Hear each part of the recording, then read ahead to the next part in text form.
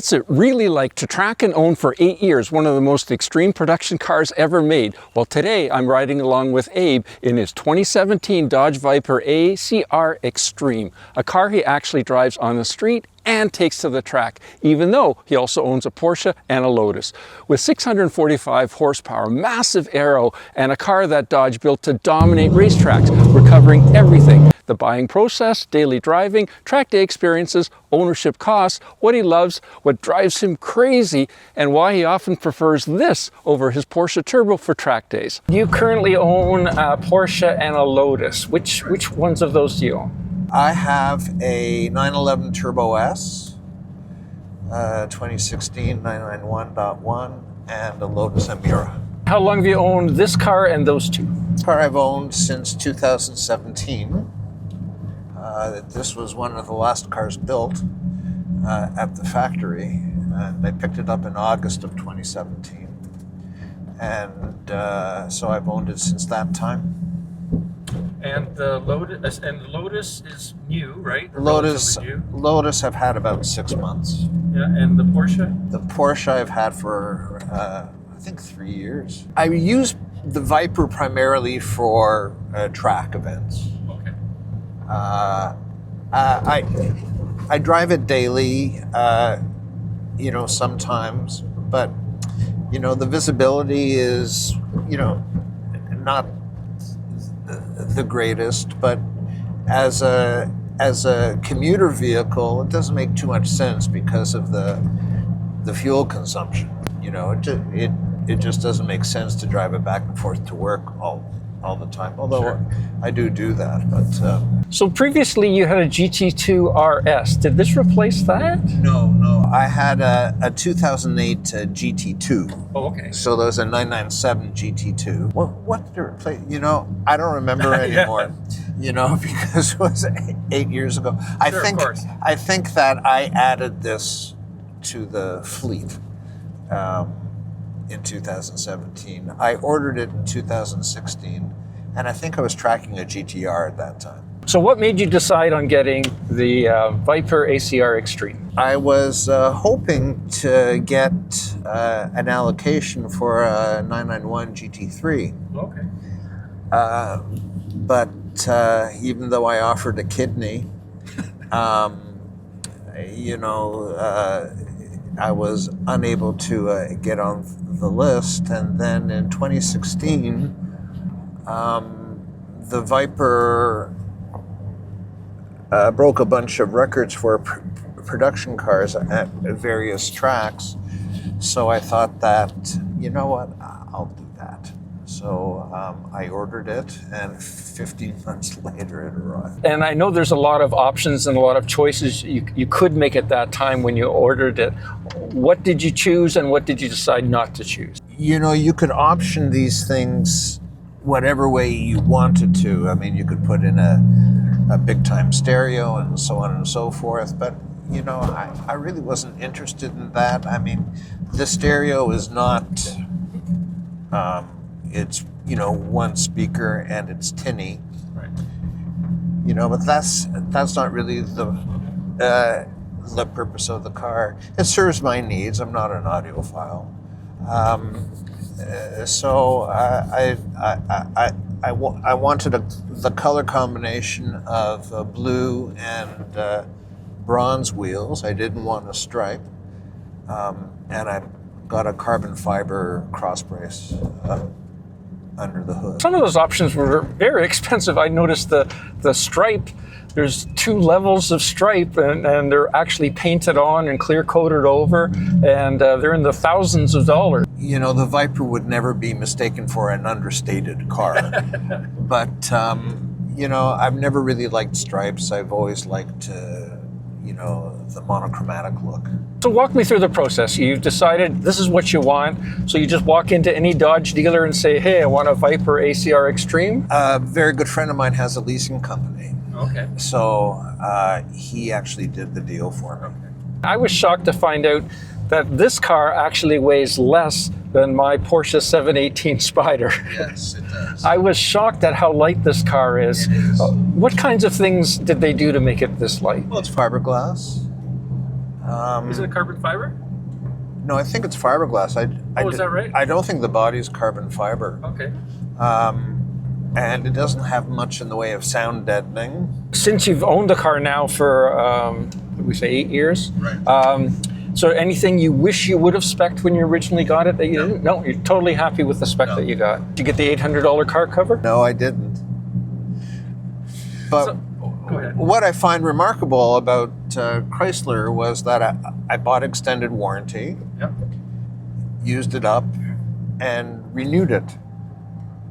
Right, so it's still under warranty. So these cars were essentially hand built. Do you know anything about the building process, where they were built, anything like that? They were built in Detroit. And have you done any modifications to the car in the 8 years that you got it? So does this car have carbon ceramic brakes? It came with carbon ceramic brakes. I swapped them out for gyro disc because of the track use, and I didn't want the expense of replacing the carbon ceramic. I assume back when you purchased the car, you didn't have the ability to test drive one before you bought it. Not at all. So you waited 15. You waited 15 months. You finally purchased the car. You jumped in. What was that first drive like? What were your first impressions? First impression when I first got the car was the check engine light came on. Brilliant. I think it was just, anyway, it self-corrected, and there was a learning curve to this car. Yeah. Not so much for driving it in the city, but for the track, there was a definite learning curve. Before you even took it to the track and you're just driving it around, driving it home and that kind of thing, was there anything that surprised you right away? The comfort. You weren't expecting a performance car to be this comfortable? Well, the seats are terrific. It was basically what I had expected. I had a C6 Corvette Z06. So, I was already kind of used to a car with a long snout. It felt very at home. I think the ergonomics are great. I love the dash. The driver interface on the screen, to me, works very well with the Uconnect, and it was just very, very livable. It was just very livable. It's noisy.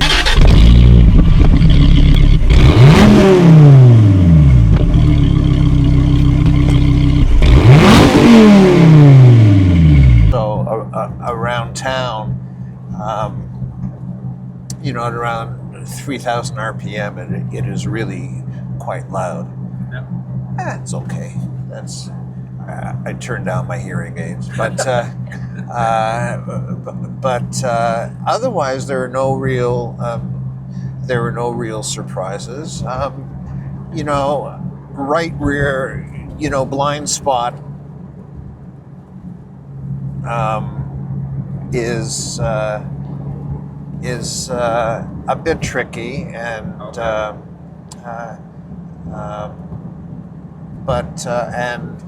at night in the rain,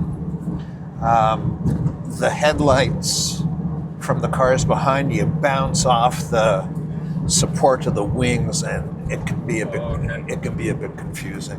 Otherwise, no. It is happy. It's happy and tractable to be driven in the city without any complaints. Often people say Vipers are dangerous. You agree? No. No? Well, this one isn't. There are two factors to danger. One, the driver, and two, the car, and three, the conditions. Good point.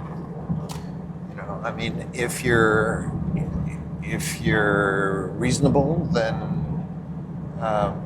the car is as dangerous or safe as any other car.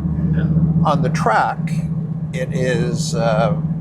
it's different. It's because of the aero, the car is extremely planted, and you can feel a bit invincible, because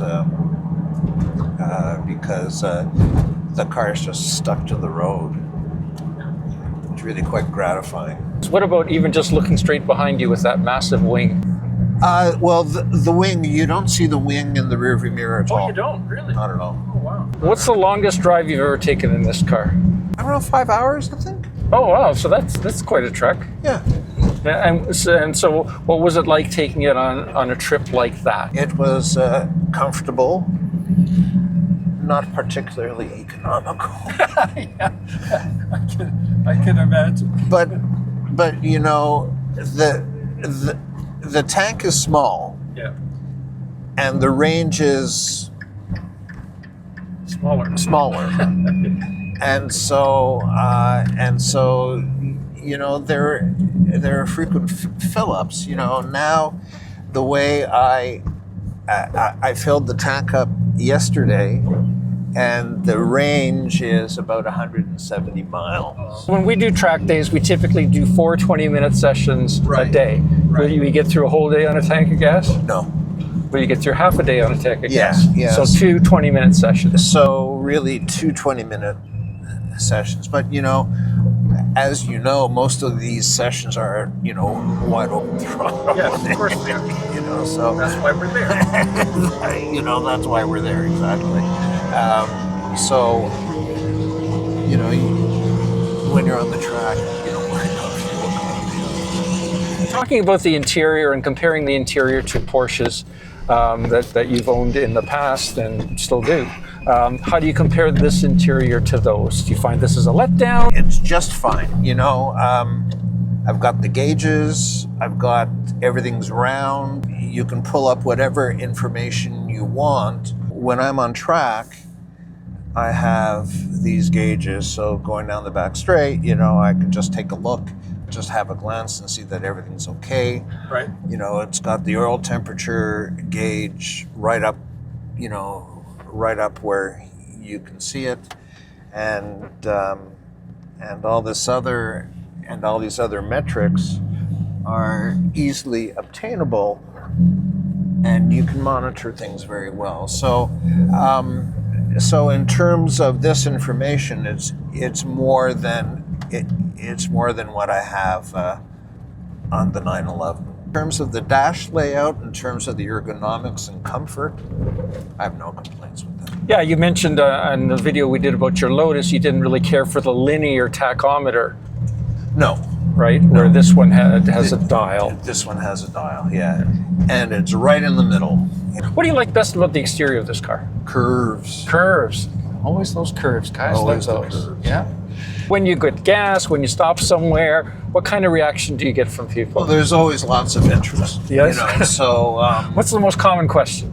no, well, what kind of car is it? Oh, okay. If it's at a gas station, you know, they'll ask me what's it got, you know, what kind of engine, et cetera, et cetera, et cetera. But I get a lot of thumbs up, you know, it seems to make people smile that it's a bit of an outrageous car, I guess, which is you don't see too frequently. No. And when you give people rides in the car, friends, family, people like that, what kind of comments do they have? I give a lot of rides at the track.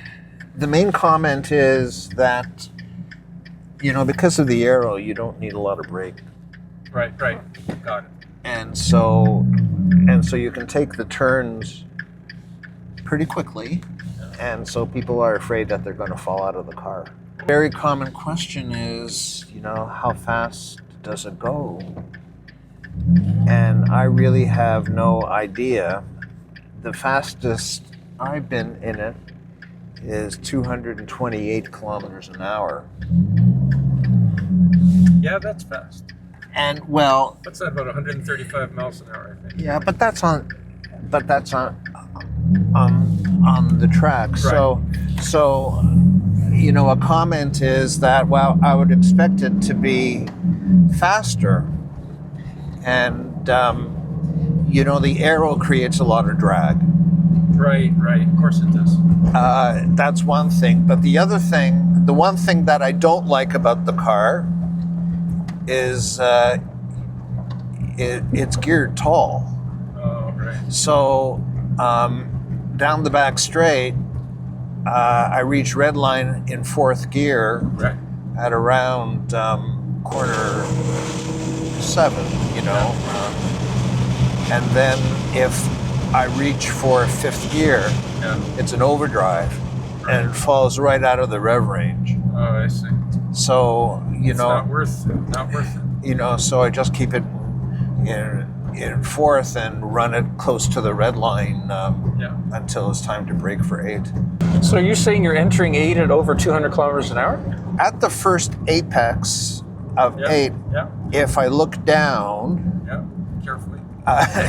very quickly, I'm at about 170. Oh, 170. Well, that front splitter is very low. The car is very low. Any problems with scraping or anything like that? Yeah. Oh, sure.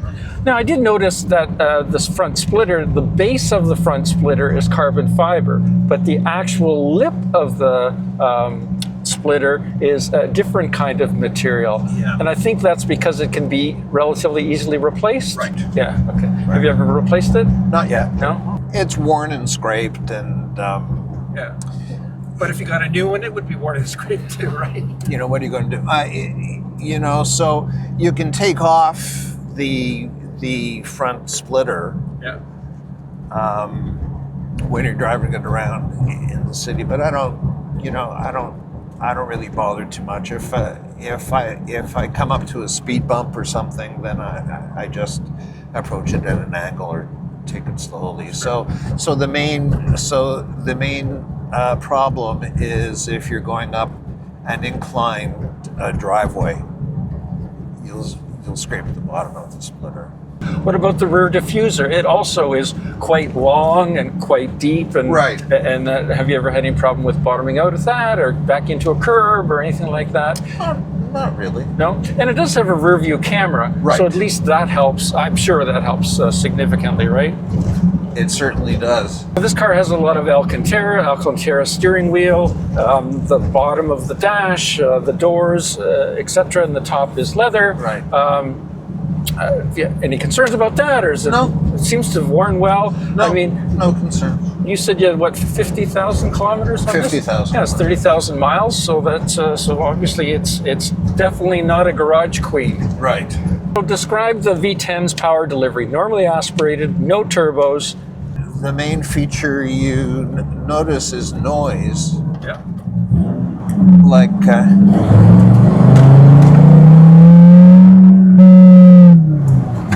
of air being sucked in. Right. You know, so on the track when you're at full throttle, you just hear the air intake noises. It's exciting. It's like a giant vacuum cleaner. Is there a sweet spot in the rev range, or it just goes to red line? There may not be too much value in running it up all the way to red line. Sure. I keep it at red line in fourth, going down the back straight, just because I don't want to lose the speed. But you know, it makes a lot of torque down low, and you know, most of the time it's just fine. And how do you find the transmission? Oh, lovely. Lovely. It's a Tremec, Yeah. and it's very direct. No rubber, no slop. Right. Noisy? Not so much. No? No. And difficulty finding any gears, or no? No. You know exactly what gear you're going into? Yeah. What stands out when we get to like the steering and the brakes and things like Well, that? the steering, you know, I find to be a bit vague on center. Is this hydraulic steering? I believe it is. I find it to be a bit vague on center. I mean, the front tire is 295. Yeah. So, you know, A lot of tires. that might have something to do with it. Yeah. But it's, you know, the steering is not the most communicative, but it's, you know, not bad at all. Is it easy to heel and tow? Oh yeah. Yeah, the pedals are set up perfectly. No. And they're adjustable, aren't they? Yes. The pedals can move with the gas pedal? Yeah. So finding a comfortable driving position is not a problem. We were talking a little bit earlier when we were looking at the engine that you actually have a dipstick in this car. Yes, I do. Yeah. Yeah. What a treat. Yeah, I do. It doesn't burn any oil, but nevertheless, it's still nice to have. So the side exhaust, I mean, at first when the Viper came out, they were worried about people burning their ankles like they did in the 60s Corvettes. Yes. Is there any concern about excess heat from there? So from time to time, people who are unaware have had some thermal encounters, let me say. But only once. I think once or twice, you know, but Twice. but you do have to be careful when exiting, you know. But it's part of the character. And the Extreme Aero, I assume there's no effect whatsoever on the street, right? None. But you know, it develops around, I think, 1,700 pounds of downforce at 175 miles an hour. Now, I don't go that fast on the track, but I go about at about 135, 140. And if any of your viewers know Mosport or CTMP, there's a right-hander corner 8 after the back straight, and with the Aero, you know, I can stay on it, just touch the brake lightly and turn into 8. So take me back, your first track day. You've waited 15 months for this car. You finally got it. You're excited to take it on track. How was it on your first track day? Well, let me tell you. So on my first, I had been tracking a GTR. Oh, right. 4,000 pound car. All-wheel drive. All-wheel drive. Understeers like a pig. Yeah. So my first time on track with this is, wow, this is what it's like to drive a car that doesn't understeer. You know, It's nice. So there was a definite learning curve with this car in terms of its cornering and its handling, in terms of what to expect turning into a corner. And I'm still learning with this. It's really, you know, every time I go out to the track, even though I've been coming to Mosport for, you know, over 30 years, you know, there's a little something I get, and there's a little something that I learn about driving and about this car and other things. So it's kind of rewarding in that way. And I notice you don't have harnesses. Right. How do these seats work at holding you in place? Well, I don't have harnesses because I drive this to work sometimes. Sure. And the seats are okay, but you know, things would definitely be better if I had harnesses for the track, because I use my left knee for support, and there's a good dead pedal here, you know, so I can push myself back into the seat. But you know, I mean, if I was, the car should, a car of this capability, I think you'd be better off driving with harnesses, even though I don't. How do you drive a car with Aero on the track? Everyone says, well, Gary, you have to drive it faster so the Aero works to push the car down and all that kind of thing. Okay, great. So just as you're going faster and faster and faster, the Aero's working more, so you can just carry more speed into the corner? Is it as simple as that? Well, or so it doesn't repeal the laws of physics. Yeah, right? I was expecting that. But because of the amount of compression, you know, you just don't brake as much. Right. You know, you hear the folks driving the radicals, you know, who don't lift, and I can understand that. You know, I don't have the testicular fortitude to be able to drive like that, and I really want to drive this to work and around town. So, but you know, a set of brake pads will last me a couple of years. So I was surprised to see that there were 6 lug wheels. Right. And I thought, why would a 3,400 pound car have 6 lug wheels? And then I realized the Aero. the 1,700 pounds acting on top of it, all of a sudden it's a 5,000 pound car. So that makes And that accounts for the spring rates too. You know, I think the spring rates in back around 1,500 pounds per inch kind of thing, and it's because of the Aero. Well, there's a lot of settings that can take place in this car in terms of the ride height, the suspension settings. We talked about the pedals. We talked about, did it take a long time to get it dialed in? No, because the owner's manual comes with a track manual Oh, right.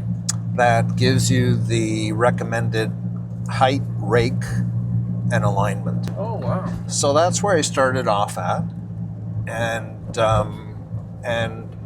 so we keep an eye on tire wear and how the tires are wearing, and adjust our alignment accordingly. You know.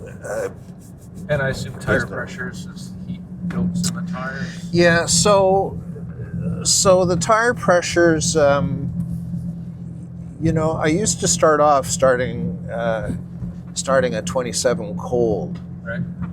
and then having them warm up to about 32, 33. But at AutoWorks, when they were looking at the tires, they're saying, "Wait, you know, you're sliding a fair bit. You could probably use a bit more pressure." And so I've been starting off at 30, and the tire consumption has improved dramatically. Okay. And so where you're ending up hot? You know, close, high 30s. High 30s. Okay. Yeah. And have you ever adjusted the front splitter or the rear spoiler or any of that? No. You know, the Chrysler engineers, in my opinion, did a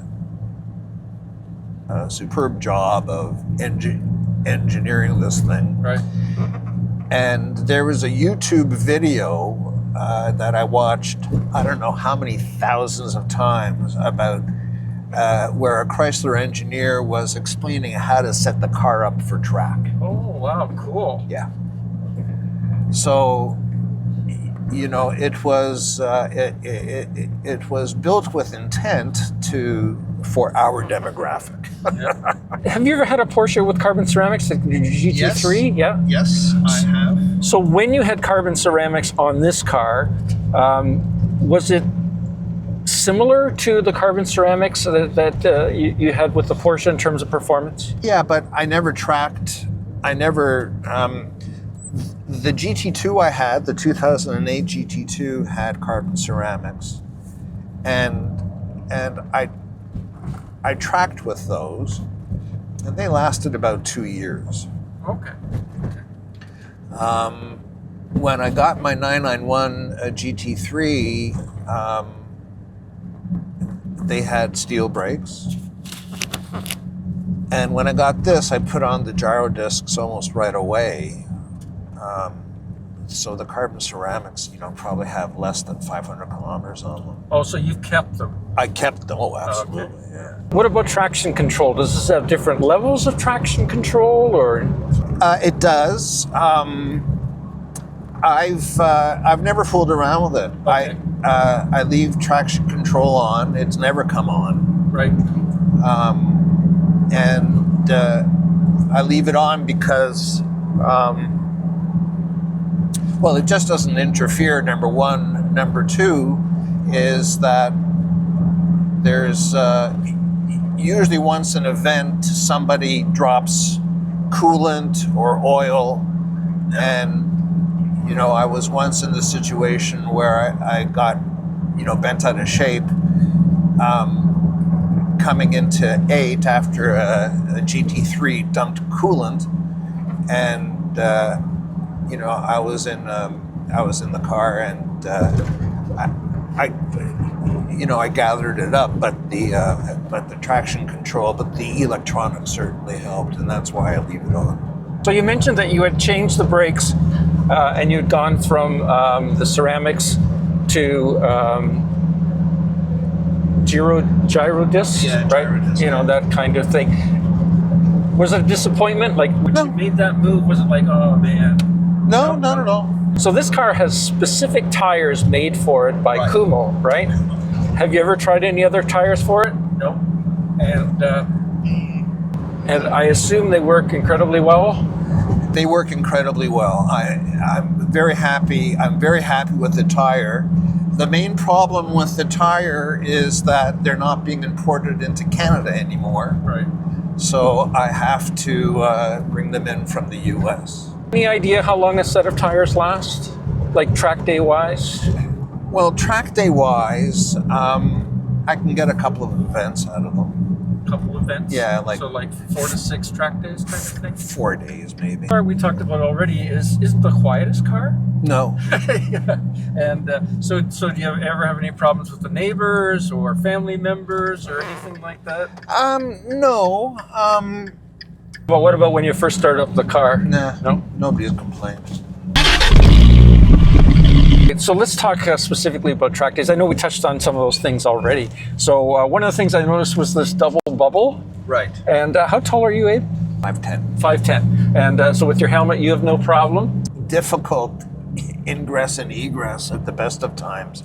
But with a helmet, there are some contortions you have to go through. But once I'm seated, it's fine. Well, I'm 6'1", and I feel like there's plenty of room. Like, I don't think I would have problems with the helmet No. once I'm in here. Right. I see getting in and getting out might be a different story. That's exactly it. You mentioned this is your ride of choice for track days. Yeah. So why do you prefer this compared to the turbo? Like what little thing or big thing is different? I know this has more horsepower. I know that the turbo is all-wheel drive. I know the turbo's heavier. I know this is lighter. Before I had the turbo, I did eventually have a 991 GT3. Right. And, you know, the way I describe it to people is that, you know, the car always says to me, boy, don't worry, I got your back. The 911 says, I like you, but I might kill you. Oh, but if it rains, I'll be your friend. Well, the 911 Turbo is, you know, not really a comparable. No, it's a different car. Right. It's a luxurious. It's car. a luxury car Yeah. GT that I've kind of modified to be able to perform well on track, but it was not the intent of the car. Right. So when we look at lap times of classic tracks like the Nürburgring, you look at VIR, you look at places like Laguna Seca and things like that, you can see that that this car is actually as fast or about as fast as the GT3 RSs, GT3s, and things like that. When you track this car in a real world situation, I know that in our run group, there are GT3s and GT3 RSs. Do you find that you're kind of in the fight with them? Not bad choice of words maybe, but performance-wise? Well, I'll tell you. So I run the Kumhos on the street and on the track.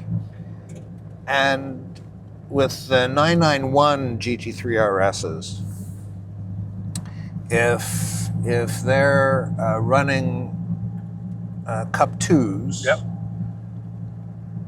I'm probably a bit quicker. Okay. Yeah. If they're running slicks, Yeah. No contest. forget about it. Yeah. And with the 992 GT3 RS, forget about it. Yeah. Part of the reason is that you know, this car is geared tall and it just doesn't have. Right. But you know, I did notice in our run group that I gave a GT3 RS a point by at the end of the back straight, but I caught up to him in the S's. Oh, really? In 8, 9, 10. Oh, that's interesting. So the GT3 RS has, I think, probably a bit more downforce Really? than this, but it has a DRS-like system. So on the back straight, so I caught I caught the GT3 RS, but once he got onto the front straight, Yeah. it was arrivederci. And by the way, if you're enjoying this Honest Owner review with Abe and his Viper here today, I encourage you to subscribe to my YouTube channel, and you can also check out when we did Abe's Honest Owner review of his Lotus Emira. Lots of fun in that one too. Back in 2017, I saw the base price of these was 120,000 US dollars, but a lot of them were optioned to 150, 160, and that kind of thing. US, yeah, exactly. Do you remember how much you paid back then? 155 Canadian. Was that 155 Canadian all in, like that's with options? That's with all the options and so on and so forth and yada yada. Currently, I see these VIPER ACR Extreme selling on Bring a Trailer for like 250,000 US dollars. So you're making money. Well, probably not this car. True, a lot of those have 96 miles on them, yeah. Probably not this car. This car has 50,000 kilometers on it. Right. You know, it's got some patina and some, stone chips in the hood and so on and so forth. So this is not a concours car. No. I mean, it's been fanatically maintained, I gotta tell you. But in terms of cosmetics and stuff,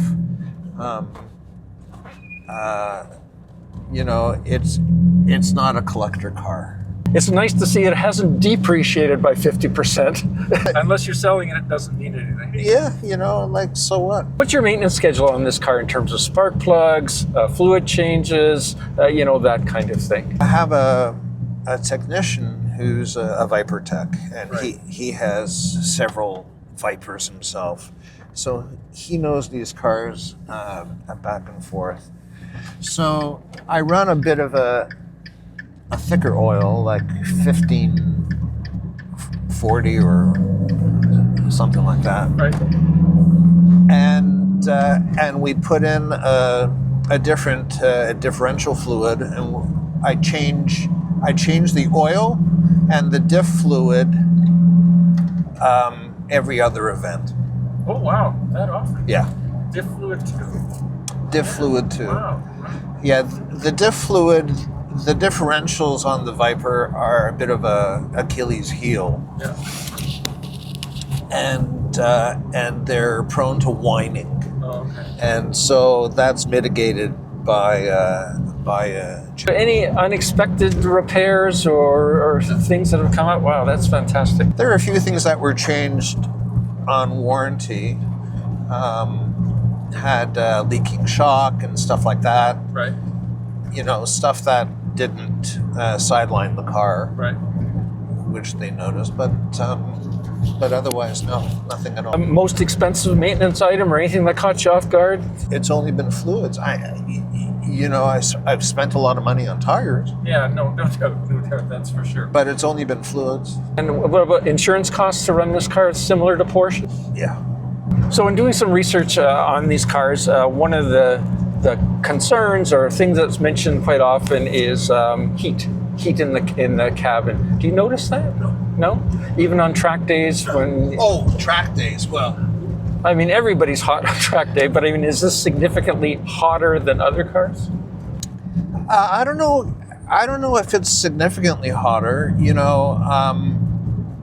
On a hot track day, I run it with the air on, but you're at full throttle most of the time, so I'm not sure the compressor's working. That's right. Was it engineered to work at full throttle? At full throttle. So those are hot. Whereas, when I drive the 911, if it's hot, my seats are air conditioned. Oh, yeah. So I have, air conditioned seats, and the air works pretty well, even on track with the 911. Yeah. What about the clutch? Do you find it feels very heavy or not? Not so much. It's got a lovely feel. So we talked a little bit earlier about visibility with the car and things like that. So how do you deal with things like blind spot and things like that? You just anticipate more? Well, I have, I added some convex side mirrors. Yep. Which helps a lot. I'd like to get a video blind spot camera. There's a company called Wolfbox, I think. Yeah. And so they have a system that I might look into next. So any paint quality concerns, fit and finish? I know you mentioned you just had the car PPF'd. Yeah. But any concerns? No, not at all. After 8 years, I got the car PPF. Go figure. That's been the biggest expense for them. Yeah. So if you look back over the years since you've owned this car, do you feel the cost of ownership and the initial cost was justified? Oh, sure. Oh, I think the car is good value for the money in terms of what it delivers and in terms of, in terms of what it delivers, in terms of how it's built and the engineering and design. Yeah, I have no problems with any of that. Yeah. We talked a little bit earlier about harnesses and safety devices, specifically on track. Why is it you don't use harnesses? My raison d'etre is to take a car that I drive on the street, take it to the track and have fun with it, then drive home. Right. Because you don't trailer it to the track. I don't trailer it. And so, I would be quicker, I'm sure. We all would be if we were harnessed in and so on and so forth. But to me, it's too much already. It's not why. I mean, I track a lot during the year, but right. it's not why. Being the quickest is not why I go. I just want to enjoy my car. So, right. So if it means I go a little bit slower and have less headaches in using the car day to day, then I'm okay with that. Yeah, no, makes perfect sense. Do you find getting in and out of the car difficult? A bit. A bit? And why is that? Well, the car's low, Yeah. and I have a bad right knee. Okay. So, Bad combo. so me getting out of the car is not a picture of grace. Let me put it to you that way. I think that the current crop of track-focused street cars are really, quite wonderful. The 992 GT3 RS, I think, is a brilliant piece. Yeah, for sure it is. Of just brilliantly done.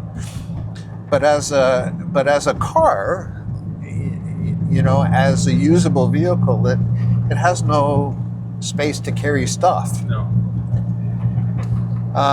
The Z06, I think, is a spectacular car, and same thing with the Mustang GTD. But the GT3 RS, I think, is the pinnacle. Some of the modern driver aids, like launch control or different shock settings or firmness settings or sport settings on this car. Oh, this car does have launch control, doesn't it? Yeah, this car does have launch control because there's a button here that says launch. I know nothing about it. Right, yeah. Why beat up a car if you don't need it, right? To me, it's, Looking back over the years, was the initial price and the amount of money you spent, mostly on tires, to have this car, was it worth it? Oh, yeah. Yeah. I think of all the cars I've owned, this is the car that I've owned the longest, and it's still a thrill to me. Yeah. So you mentioned something about shocks. Yeah.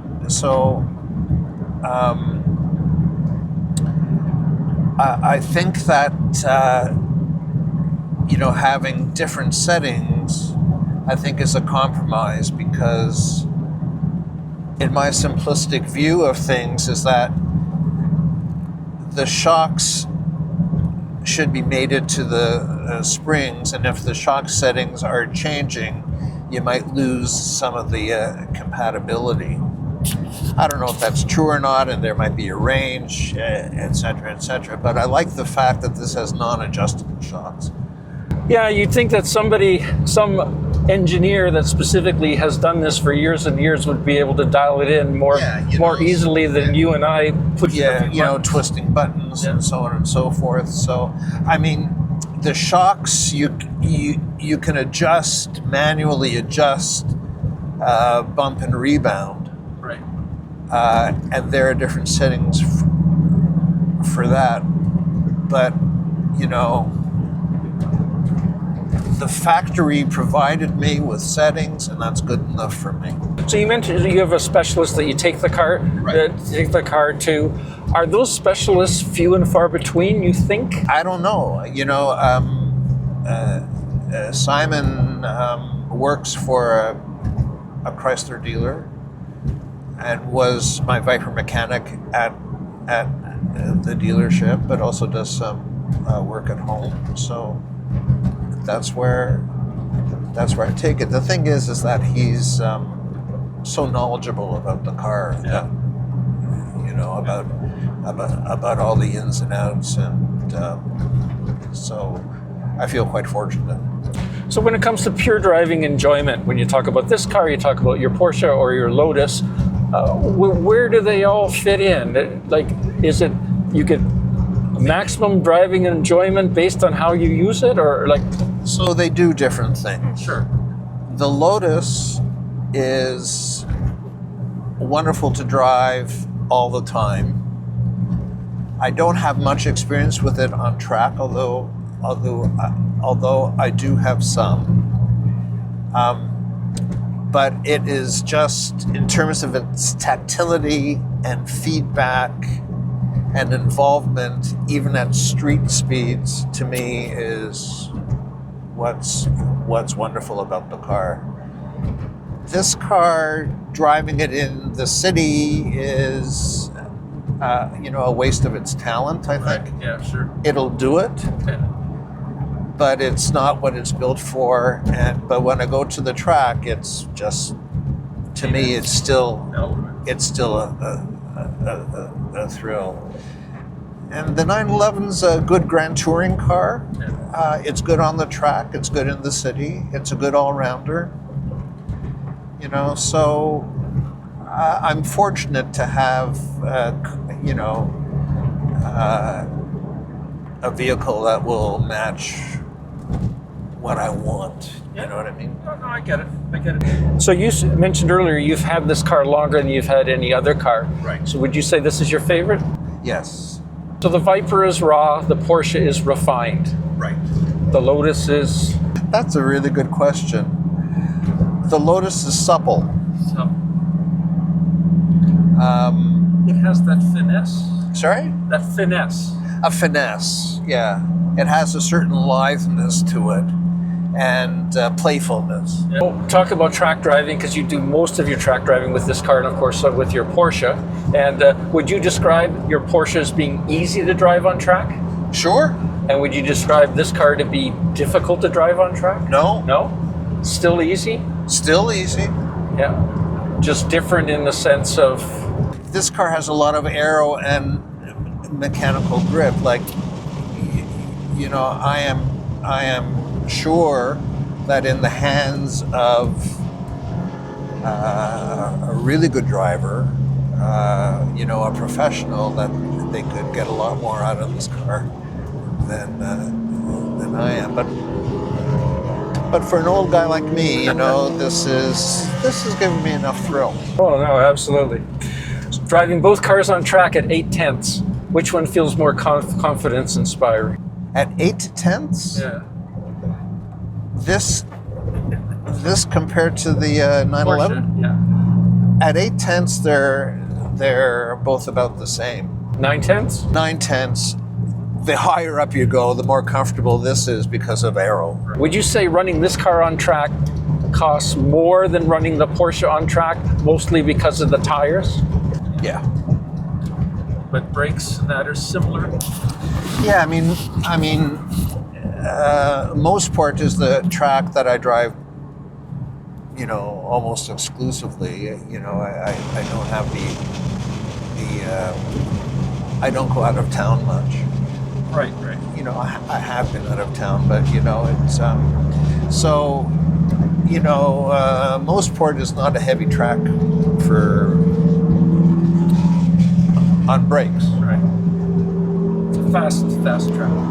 Yeah, it's a fast track. Yeah. Again, talking about the three cars, do friends and family understand why you have to have these three cars? Oh no. Do you care? What's that? No, no.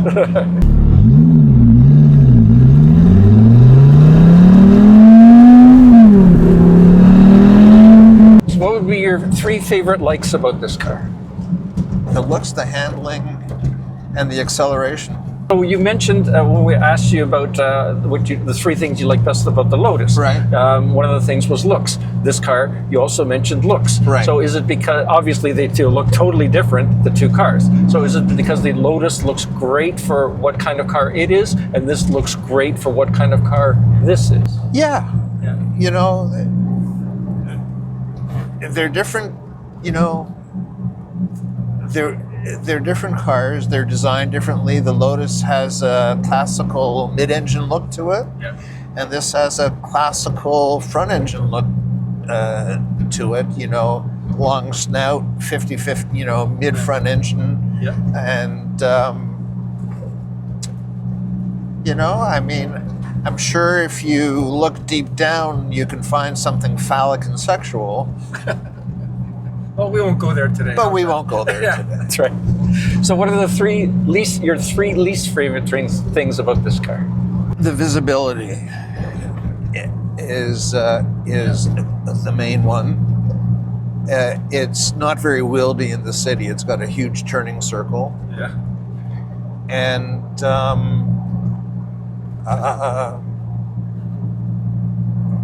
and you do have to be careful when exiting the car to not burn yourself. Right, right. So the most rewarding aspect of ownership of this car? For me, it's its trackability. Trackability, okay. And best driving experience you've ever had in this car? One of the best times I had with this car was on track, and there was another instructor who had a Mustang 350R, and we were going at it. Yeah. Who is this car specifically for? A car enthusiast. It's a gorgeous car and looks great, but I think the day-to-day experience of driving it would be hard for a poser to live with. Yeah, I get it. Hardcore car guy. Yeah, so a colleague of mine heard I was getting a Viper, so he decided to get one too.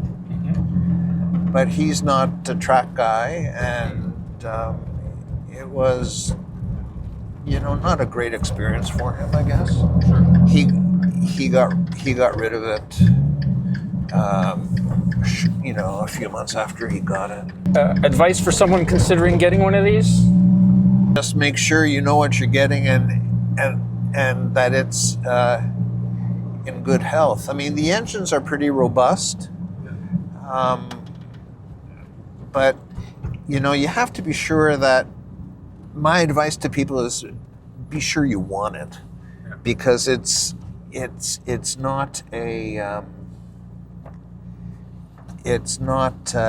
easy drive in the city. Not because of the, you know, it's not temperamental. It's just the design just isn't, you know, visibility's an issue. Sure. Etc. etc. Storage space is actually not too bad. Yeah, no, that's true. We had a look at the trunk earlier. And so if for some reason you didn't have this car anymore, God forbid something happens to it or whatever, Right. What would you replace it with if you had to replace this car right now? And I would probably get a Z06. Z06 and Yeah. UC8 Z06? UC8 Z06.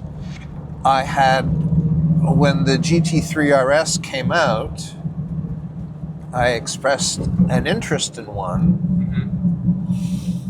but The 992. the 992 GT3 RS. Right. But you know, because I wasn't a preferred customer, there were all kinds of conditions. I Right. would have to lease a Porsche Taycan for a year, or or buy an EV Macan, you know, figure, you know what, that's, I'm not interested in that. If you enjoyed this deep dive owner review, smash that like button and subscribe for more honest car content. Click here for Abe's Lotus Emira honest owner review, and I'll see you there. Let me know in the comments below which one would be in your dream garage, the VIPER ACR Extreme, the Porsche Turbo, or the Lotus, and why.